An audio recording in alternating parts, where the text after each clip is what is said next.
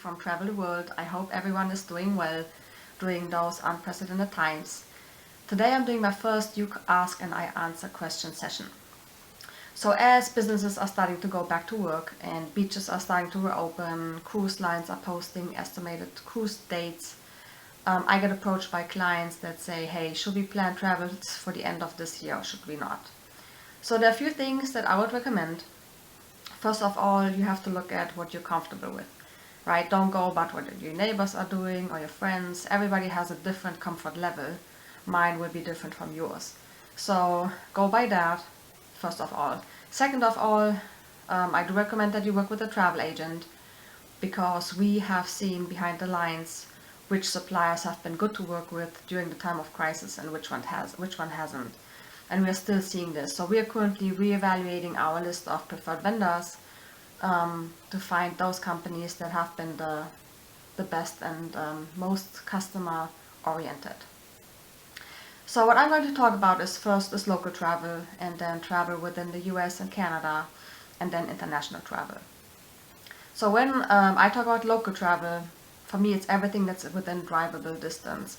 And I include in that cruise ports that you can drive to, that are close by. So when you look at local travel, I highly recommend to book refundable rates. So every hotel really has rates that allow you to, first of all, pay upon arrival, and that allow you to cancel either a few days before you arrive, or the day before you arrive, or even the day before you arrive, or the day on your arrival, that you can cancel. That gives you the flexibility to say, hey, I'm maybe not sure right now, but I do want to book something, and then you can still decide at the time if you want to postpone your trip or take your trip.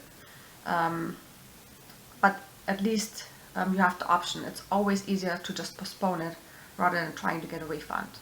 Now, when you look at cruise lines, I would also start out with the refundable rate first. That way, once you get to the final deposit date, you can make a decision at that time. You know, how is the environment, how is the economy, how is the situation with the coronavirus at the time.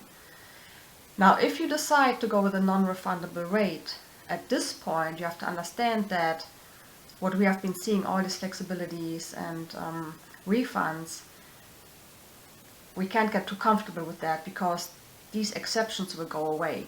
So if you do book with a non-refundable rate, you have to be aware that it actually might be a non-refundable rate. So if the cruise line cruises and you decide, I'm not comfortable anymore, you might not get a cruise certificate or future cruise credit as easily anymore, or not at all. So just be aware of that. So the next area is if you're traveling within the US and Canada.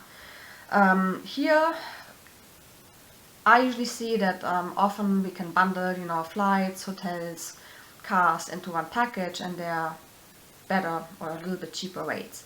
Right now, I don't recommend doing that. Again, if you book separately with the hotels and the flights, you can book your hotels first, again with those refundable options, and then add your flights at a later time, still keeping that flexibility of deciding, do we want to take the trip now or later. So that's my main tip for travels that are with an airplane, a few hours away, to still keep that flexibility that you want at this time.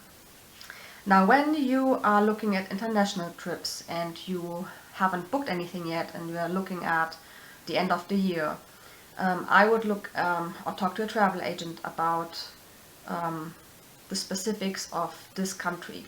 Every country has different rules and regulations. Europe often has similar laws in place, but still there are many differences. And there are always important dates to look at when next decisions are going to be made. Right now, for example, they have international travel warnings, or they have closed some borders to neighboring countries. Then I'll look at these dates and say, okay, once we get closer to these dates, they will have to make a decision.